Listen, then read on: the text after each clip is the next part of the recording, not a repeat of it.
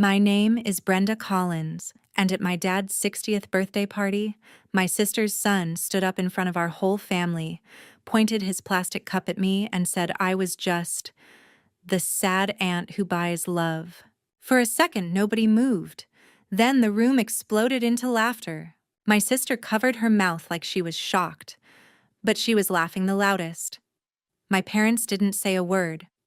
A couple of cousins glanced at me, then looked away, like they didn't want to get involved. I just stood there holding a plate of cold chicken, feeling every giggle land on me like it was planned. My nephew kept going.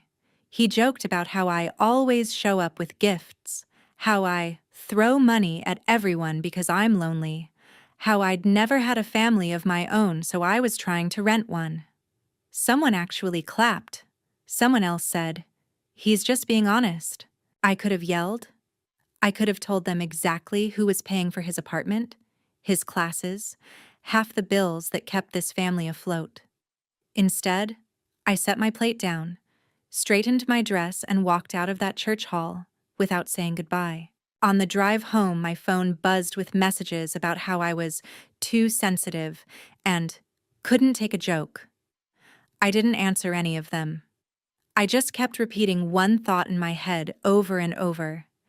If they really think I'm just the sad aunt who buys love, they're about to find out what happens when I stop buying. If you've ever been mocked by your own family for the help you give them, stay with me. Hit subscribe, stick around till the end, and I'll show you exactly what happened when I finally treated them the way they treated me. Long before anything exploded, my life had already been orbiting around responsibilities no one else wanted to carry. I didn't notice the shift at first. It began slowly, almost quietly, like a draft that sneaks under a closed door until suddenly the whole room feels cold. I grew up in a small Midwestern town where everyone worked hard but rarely had enough to show for it. My parents were practical people, my mom clipping coupons every Sunday morning, my dad fixing things until they fell apart for the last time. Money was always a conversation spoken in half sentences. You learned early to read the tension in the room before anyone admitted something was overdue. When I left for college, I thought distance would soften those pressures. I imagined myself stepping into a life where I didn't have to think about electricity bills or medical deductions. But responsibility doesn't dissolve just because you move to another zip code. It follows you. It grows with you. And when you're the one who makes it out, it sits on your shoulder, waiting for the day it can climb back in. After graduation, I moved to the city, rented a tiny apartment, and threw myself into work. Every promotion felt like proof that I was finally building something stable. I didn't realize that stability is exactly what you become to everyone else first. The calls from home started gradually. My mom saying the car needed repairs. My dad hinting the insurance wouldn't cover a new prescription. Small things at first, almost whispered, as if asking too loudly meant they were burdening me. I sent what I could. Then I sent more. Eventually, I stopped calculating whether I could afford it. I just transferred the money, relieved the problem wasn't worse, relieved I had enough. My older sister, Carla Jennings, had a life that never seemed to move in a straight line. She'd always been the impulsive one, the first to fall in love, the first to get married, the first to have a child, the first to get overwhelmed by all of it. Her son, Tyler Jennings, grew up inside that chaos, comforted by the fact that someone else would always patch things together when Carla couldn't. Carla and I were never close, but we shared the unspoken agreement that family absorbs the impact when life hits too hard. And life hit her often. An overdue credit card, a medical bill she swore she'd forgotten about, a sudden layoff. Every crisis arrived like a gust of wind, and I'd steady the door before it slammed shut. Sometimes I told myself I was helping her stay afloat.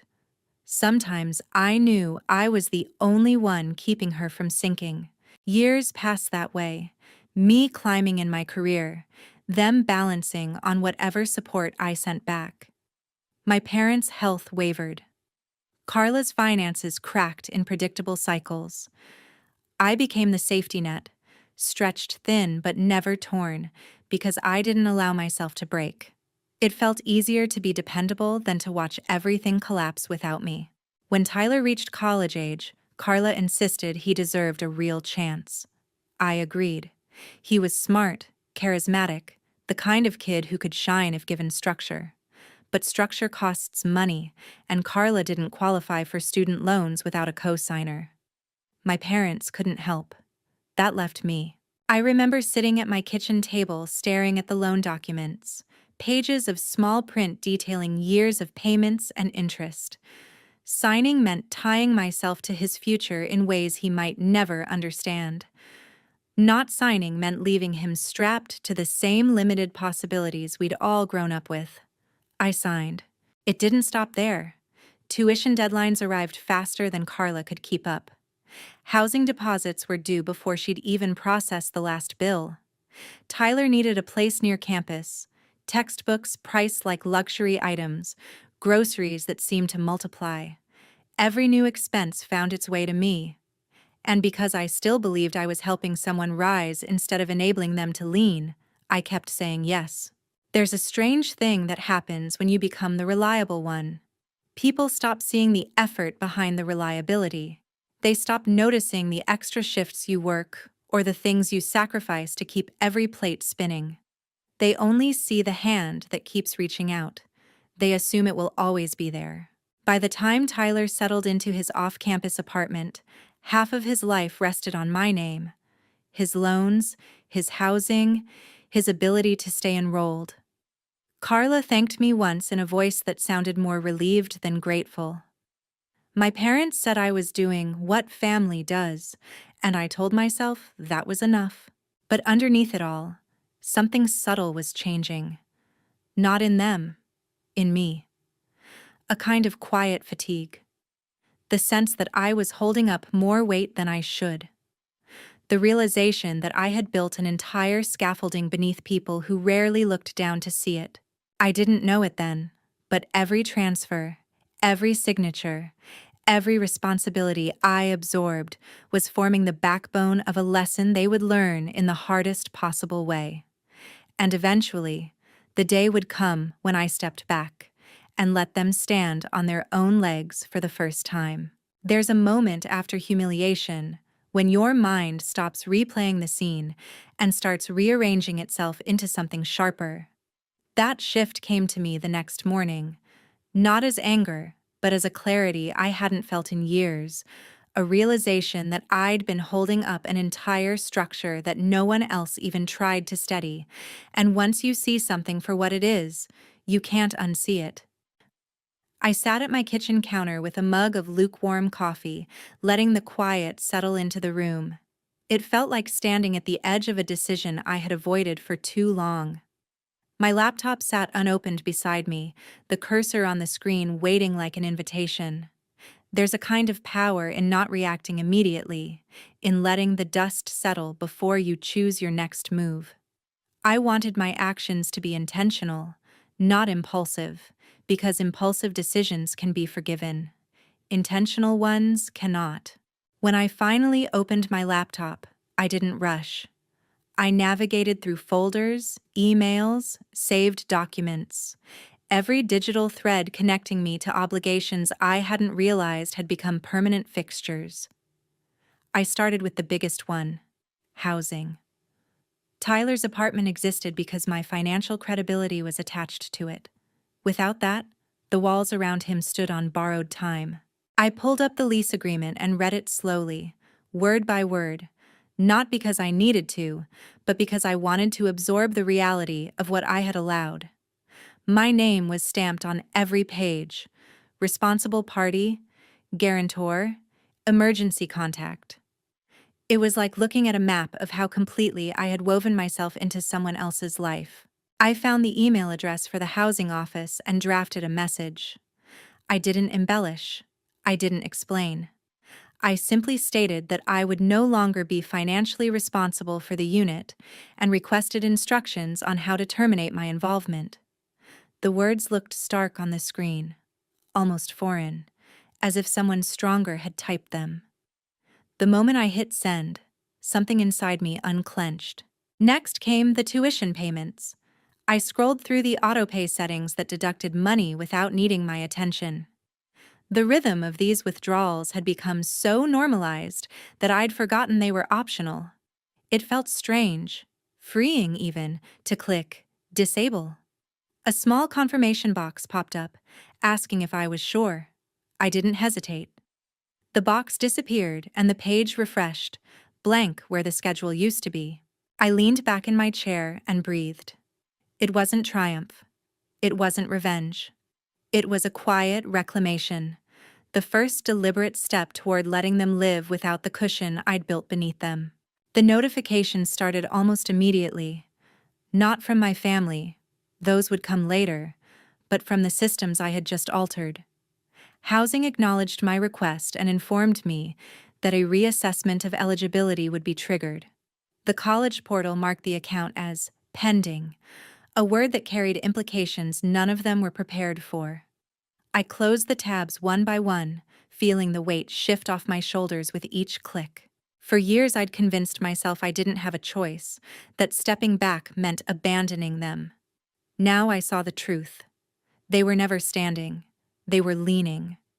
And I had let them. I spent the rest of the afternoon moving through the house like someone relearning her space. I folded laundry, watered plants, wiped down the counters, mundane acts that felt grounding. My phone stayed face down on the couch, silent. I didn't want to see messages yet, but I knew they were coming. When the sun dipped lower, casting long shadows across the living room, I finally picked up my phone.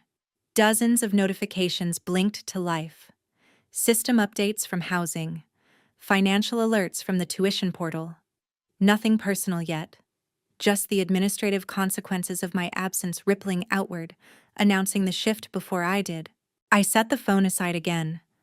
I didn't want to sit there waiting for the emotional fallout.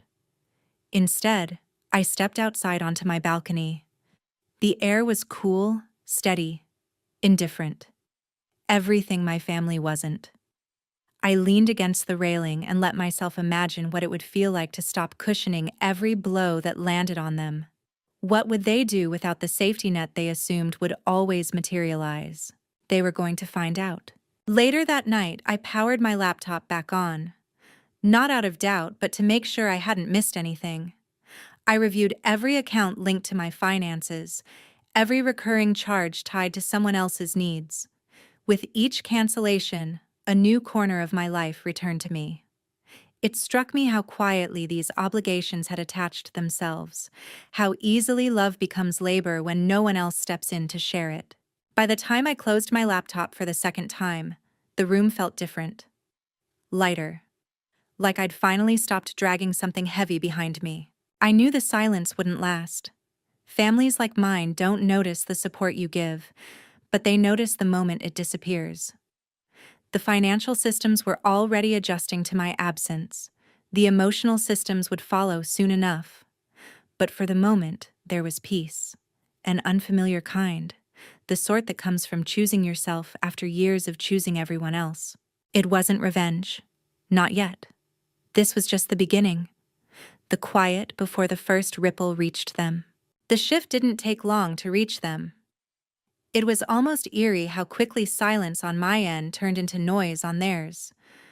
Not the kind that comes from honest concern, but the frantic rustling people make when the ground beneath them tilts and they can't figure out why.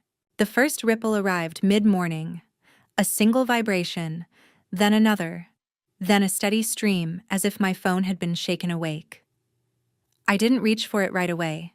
There's a small power in choosing exactly when to look at the things that once controlled you. When I finally picked it up, the screen glowed with the kind of urgency people reserve for fires they started themselves. Carla's messages were the loudest, her words read like someone sprinting, short, sharp fragments packed with panic and indignation. She didn't ask what was happening, she demanded answers. She insisted something must be wrong with the payment system, that I should fix it before it snowballs, as if a malfunction had made the world suddenly inconvenient. The entitlement felt so familiar, it almost made me laugh. Then came Tyler's notifications, each one pulsing with the boldness of someone who has never understood the value of what they receive. His tone swung wildly between disbelief and accusation. He wrote as if the universe had betrayed him personally, as if the disruption in his life couldn't possibly be the result of anything he'd done. There was something unfiltered in his words, the kind of raw frustration people show only when they're used to every safety net catching them. My parents' messages came last, not softer, but disguised as soft. My mom used careful phrasing, the type that pretends to soothe while still pushing. My dad kept his words clipped, almost businesslike, as if keeping emotion out of it made the situation more reasonable. Both tried to anchor their concerns in family responsibility. Neither acknowledged the imbalance that had been growing for years. I put the phone down. For a long time, I simply stood in the middle of my living room, letting the messages hang in the air like a chorus demanding attention. There was a time I would have rushed to fix everything, guilt rushing through me faster than logic. Not now. There's a difference between being needed and being used, and once you see it, you can't unsee it. As the days stretched on, their panic escalated. Carla called repeatedly. The ringing felt almost performative, as if each attempt was meant to signal her frustration more than her worry. Tyler doubled his messages, layering blame with self-pity. My parents shifted into their familiar pattern, guilt overlaid with reason, concern wrapped around expectation. I ignored all of it. Toward the afternoon, a new wave arrived, sharp and unmistakably rehearsed. Carla had switched tactics. She wrote as if she were above the chaos, as if she alone were holding the family together while I, apparently, unraveled it. She painted a picture where I was impulsive, emotional, irresponsible, the very traits she had embodied for years. It was almost impressive how quickly she rewrote the narrative, casting herself as the steady one. I recognized the tactic instantly. When people lose the pedestal they've built on someone else's labor, they claw at whatever they can to get it back. But I wasn't climbing down. I had stepped off. 2 days later, the messages changed tone again. Not softer, just strategic. Carla suggested we clear the air, phrasing it like an invitation instead of a demand. She wanted a brunch, neutral ground. Just the immediate family, she said. A chance to talk like adults. Everything about it felt calculated. Still, curiosity has its own pull, not toward reconciliation, toward clarity. I wanted to see what they would do when forced to stand without the shield of a group. So I agreed. On Sunday, I arrived at the small cafe she chose, a place with smiling photos of breakfast skillets pinned to every wall. The moment I stepped inside, I knew. There was no neutrality here. Carla wasn't alone. My parents sat stiffly at the end of the booth, hands folded like they were bracing for impact. And next to them, lounging with the confidence of someone who believed he was untouchable, was Tyler. The expression he wore wasn't remorse. It wasn't confusion. It was irritation, as if I'd inconvenienced him by forcing him to face the consequences he never believed would come. For a brief second, everything in me went still. Then something softened. Not in forgiveness, but in understanding. This was never going to be a conversation. It was an ambush disguised as concern, a performance meant to funnel me back into the role they preferred. Dependable, silent, absorbent. I didn't sit. I didn't speak. I simply turned and walked out. The same way I had walked out of that church hall days before. This time, though, there was no sting, no humiliation, only certainty. Behind me, I heard chairs scrape, someone calling my name, the clatter of silverware shifting across the table. But I kept moving.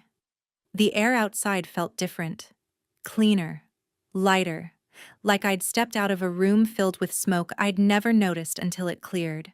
Families often rely on rituals to restore order, a brunch, a gathering, a talk. But rituals only work when the people in them want to change. They didn't. and I was done mistaking their panic for love. The quiet after the brunch ambush didn't last. It never does when people who rely on you realize the leash they've been tugging no longer reaches.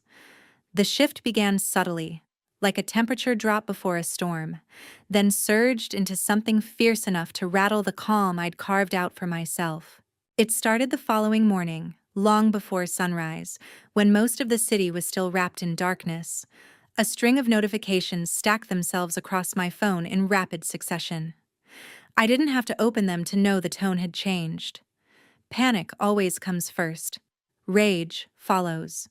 This time, the messages didn't disguise themselves as concern. They came sharpened, deliberate, heavy with resentment that had clearly been waiting for a moment to surface. Carla's words read like someone stripping away the mask she'd worn for years, accusations polished with self-righteous certainty.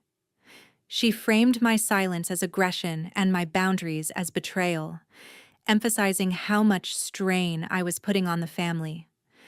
Every sentence pulsed with the assumption that I was responsible for restoring the balance she believed belonged to her. Then came the next wave, my parents' attempts at moral pressure. Their messages painted me as the source of disruption, the destabilizing force in an otherwise functional family. It was bewildering how easily they glossed over the years in which I had held everything upright. My absence was the only part they noticed. They reacted as if I had toppled something they built, not something I'd been carrying. I let their words sit on the screen untouched. There are times when silence is an act of defiance, but in moments like this, it's a declaration of truth. No explanation could rewrite the past into something they weren't ready to acknowledge. It was early afternoon when Tyler's presence reemerged, not in words, but through the consequences he couldn't escape. A stack of missed calls from unfamiliar numbers filled my call log. The pattern was too consistent to be random. They came from offices, advisors, administrative desks. Each one a reminder that systems beyond my family had begun to adjust to the changes I'd triggered. His support structure had started to fold in on itself, and he was scrambling, unaware of how to navigate the world without the cushioning he'd taken for granted. I didn't listen to any voicemails. The sound of desperation has a strange way of pulling people back into the roles they're trying to escape. I wasn't giving myself that option. Instead, I spent the afternoon moving through my day intentionally, teaching myself how to live without waiting for the next crisis call. I prepared lunch, stood by the window as the light shifted across the room, and let myself feel something I hadn't allowed in years: distance. Not the cold, resentful kind, just the space that appears when you stop bending yourself around other people's needs. Toward the evening, a new message arrived, long, sprawling, dripping with the kind of personal attack people use when logic fails them. The sender didn't surprise me. The tone didn't either. But one line cut sharper than the rest, not because it held truth, but because it revealed everything they'd been thinking long before the family gathering. He accused me of being self-absorbed, of living a life built on loneliness, of clinging to success because I had nothing else. It was stunning how quickly entitlement twisted into cruelty, how effortlessly people drew blood when the person feeding them stopped offering their hands. But as I read the message, something unexpected happened. I didn't feel wounded. I felt certain. There comes a point when someone's cruelty stops feeling personal and starts feeling like a confession. His words didn't show who I was. They showed who he had always been under the surface: ungrateful, sheltered, convinced the world owed him comfort. That realization anchored me. I closed the message without responding and reached for my laptop. If the storm was rising, I would not be standing unprepared. The next steps came to me clearly, almost clinically. I logged into the financial accounts tied to my family, scanning each automatic payment, each loan support, each recurring expense I had forgotten I was even covering. The numbers formed a map of obligations I'd no longer recognized as choices. With steady hands, I began shutting them down one by one, not out of spite, but out of necessity. There was a strange calm in the precision of it. The credit line tied to Carla's home maintenance fund. Terminated. The monthly assistance I'd been sending my parents. Disabled. The emergency account Tyler had access to locked. It was astonishing how many connections needed severing, like cutting old threads from a tapestry that had grown too heavy to carry. As the last confirmation email slipped into my inbox, a wave of clarity washed over me. I had spent years cushioning their missteps, stitching together gaps they refused to acknowledge. Now, for the first time, the weight wasn't mine. I stepped outside onto the balcony, letting the night air cool the heat that had built inside me all day.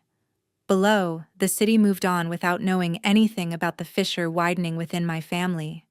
It was humbling in a strange way. How small personal storms looked against a skyline of windows glowing quietly. Somewhere in that stillness, I understood something important. Their anger wasn't proof I'd done something wrong.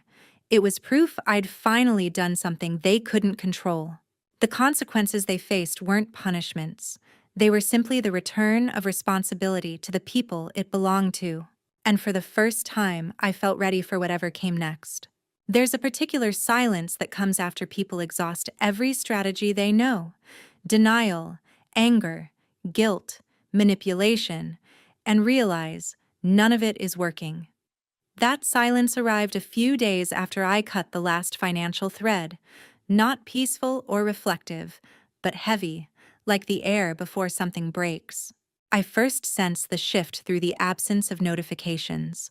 The phone that once buzzed nonstop sat motionless on my table, as if holding its breath. I didn't trust the quiet. People don't change overnight. They regroup. They wait. They look for another door to slip through. And I knew my family well enough to understand that silence from them wasn't resolution. It was recalibration. By midday, the silence cracked. A single email appeared in my inbox, not from anyone I recognized, but from an administrative coordinator at the local community center. They had received an inquiry regarding urgent family assistance and wanted to confirm my involvement. The moment I finished reading, everything clicked into place. My family wasn't trying to fix the chaos they'd created. They were trying to outsource it. It was a strange realization, almost surreal, to watch them reroute responsibility without ever examining why things had unraveled.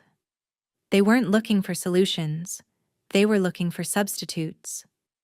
Anyone, anything, as long as it wasn't themselves. I deleted the email without responding. Later that afternoon, another ripple reached me.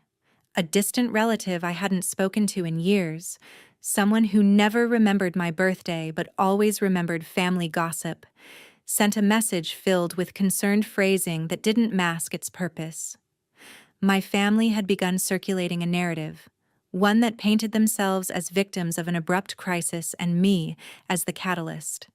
It wasn't surprising. When people lose access, they compensate by rewriting the story. Their version framed me as stubborn and impulsive, a woman overwhelmed by emotion, a daughter who had walked away from her responsibilities. What they left out, of course, were the years of quiet contributions, the countless sacrifices, the emotional labor no one had ever acknowledged. Selective memory is a skill they had mastered long before this. The message didn't bother me. What struck me was how predictable it all felt. How quickly dysfunction turns itself into a performance when the audience shifts. As evening settled, I stepped out onto my balcony. The sky was dimming, headlights flickering across the street in long, unbroken lines. I watched strangers move through their lives with an ease I hadn't felt in years. Somewhere inside that stillness, a question surfaced. Why had I ever believed their chaos was mine to manage? The peace didn't last long. Around sunset, the building's security desk called to inform me someone had attempted to enter without clearance. They hadn't gotten past the lobby, but the description was unmistakable. My father. He had shown up unannounced, insistent and unprepared, leaning on the expectation that he could simply appear and I'd fall back into place. The guard said he eventually left, frustrated but composed. That didn't reassure me. My father had always presented calmness like a mask, meant to hide the urgency pressing beneath it. His presence wasn't about reconciliation, it was about control. I waited for the panic to rise, but it didn't. Instead, I felt something steadier. Resolve. That night, I strengthened the distance between us. I disabled shared accounts I'd forgotten existed, removed my information from directories I hadn't checked in years, adjusted settings on systems that still listed me as an emergency contact. Every adjustment felt like tightening the seams of a boundary that had been fraying since the day I learned to put others first. The next afternoon brought a different kind of ripple. A package. No return label. No handwriting. Just a plain cardboard box sitting at my doorstep like a question waiting to be opened. I hesitated before cutting into it, already bracing myself. Inside were scattered pieces of my past, old birthday cards, thank you notes, small mementos I'd given to Tyler over the years. They had been returned without care, tossed together as if they were trash someone was trying to dispose of quietly. No explanation, no apology. Just a box of discarded history sitting in my hallway. For a moment, I stood completely still. Not hurt. Just aware. This wasn't reconciliation. This was retaliation. When people can't reach you, they look for ways to provoke you. They try to remind you of your place in the hierarchy they've built. But the box did something they didn't intend. It clarified everything. I gathered each item, placed them back inside, and sealed the box with deliberate precision. Then I walked it straight to a donation center on my street. I didn't linger. I didn't second-guess it. I simply handed it over and felt something release inside me, the final thread snapping cleanly. That evening, as the light softened across my living room, I realized how far I'd come from the person who once answered every call, fixed every problem, absorbed every careless word. The distance between who I was and who I had become felt vast, but not lonely. For the first time, the quiet around me didn't feel oppressive. It felt earned. They wanted a version of me who would bend until she broke. They weren't getting her back. And I wasn't done walking away. There comes a point when the world stops shaking and the dust finally settles, revealing what's left after everything collapses. That moment arrived quietly, not with another message or a knock at my door, but in the stillness of a morning that felt strangely weightless. It was the first time I sensed that the chaos circling my family had begun turning inward, closing around them instead of reaching for me. The first sign came through a brief note forwarded by my building's office. A representative from the student aid department had attempted to confirm financial responsibility for Tyler's account and received no answer from my family. Without support, his enrollment took a sharp downward turn. The file attached summarized academic withdrawal procedures and loss of eligibility. I didn't open the details.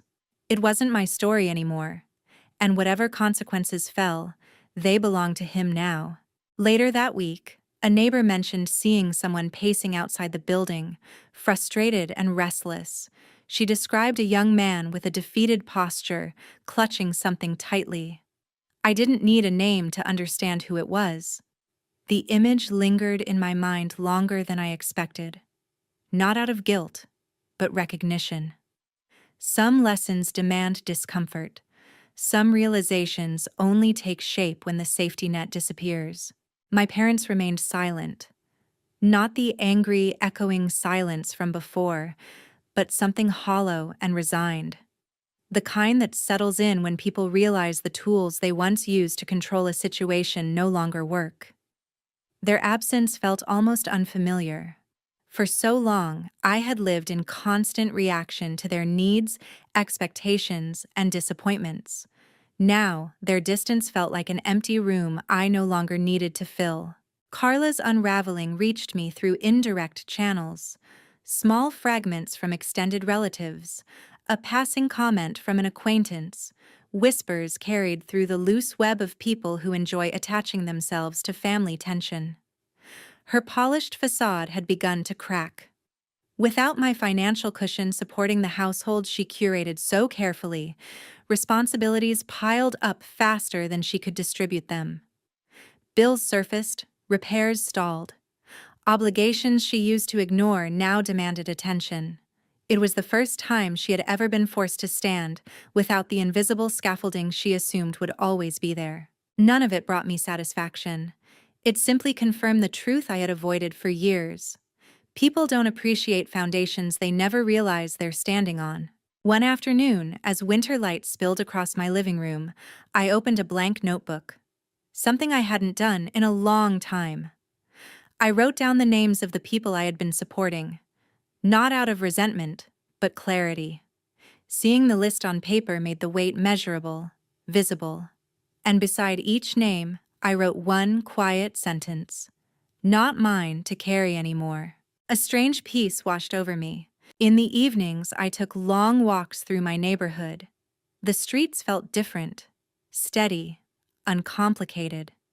For years, every quiet moment had been interrupted by an obligation pulling me back into a life I didn't choose. Now, the quiet felt earned. I began traveling again, not to escape, but to expand, visiting places I once postponed because someone else always needed me more. Through all of this, my phone remained still. No apologies, no reconciliations, no attempts at rebuilding. The silence clarified what I had always suspected. They never wanted me, only what I provided. Losing access wasn't just inconvenient for them, it forced them to confront the reality they had crafted through entitlement and denial. Strangely, the only flicker of sincerity came from a distant relative who reached out with a message carrying no agenda, only reflection. She mentioned how families sometimes confuse dependence with love, how the people we help the most often become the ones who believe they're owed the most.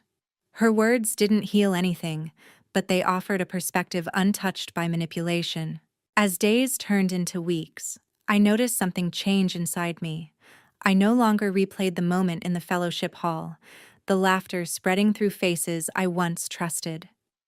The sting of it had faded, not because it mattered less, but because I finally understood that moment didn't break me, it unveiled them. One evening, as I returned from a short trip, a final envelope waited in my mailbox. No handwriting on the outside, nothing to indicate who sent it. Inside was a single sheet of paper, blank except for a faint crease in the center, as if it had been folded and unfolded many times. Its emptiness said everything their words never could. I slipped it into a drawer and closed it gently. What remained after that was a clean, steady quiet. Not loneliness, just space. Space that had been denied to me for years. Space I could finally fill with something of my own choosing. And in that quiet, something settled fully into place. I didn't walk away from a family. I walked away from a pattern. A pattern of taking responsibility for people who refused it. A pattern of accepting disrespect disguised as humor. A pattern of pouring myself into gaps they created and blamed me for not fixing fast enough. Walking away wasn't cruelty, it was survival. If there's one thing this story gave me, one thing worth offering to anyone listening, it's this. Peace doesn't arrive when others change. It arrives when you stop shrinking yourself to fit the place they built for their convenience. You can love people from a distance. You can care without sacrificing yourself. And you're allowed to walk away from anyone who only loves the version of you that benefits them. I didn't lose a family. I reclaimed my life.